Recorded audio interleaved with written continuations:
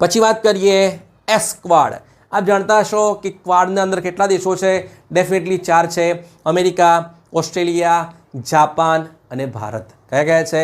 America, Australia, Japan અને ભારત. પણ વાત થઈ રહી છે એસ ક્વાડની. ધ્યાન કરજો, અહીંયા એસ છે આગળ, બરાબર? કયો છે? એસ છે.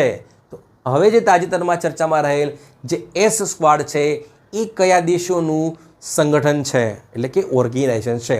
હવે તમને લાગે ક્વાડની અંદર તો મેં કીધા એટલા દેશ છે, તો એસ ક્વાડમાં પણ એટલા જ હશે? તો જવાબ છે ના. આની અંદર છે અમેરિકા, ઓસ્ટ્રેલિયા, જાપાન. હવે તમારે ભારતને કાઢી નાખવાનું છે આમાંથી અને એડ કરી દેવાનું છે ફિલિપાઇન્સ. શું એડ કરવાનું છે? ફિલિપાઇન્સ. ઓકે.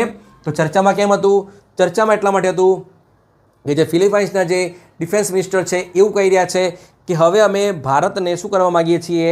એસ સ્ક્વાડની અંદર સામેલ કરવા માગીએ છીએ. એટલે કે ભારત અને સાઉથ કોરિયા શું કરે? હવે એસ સ્ક્વાડનો શું બની જાય? હિસ્સો બની જાય. બરાબર છે? ચલો.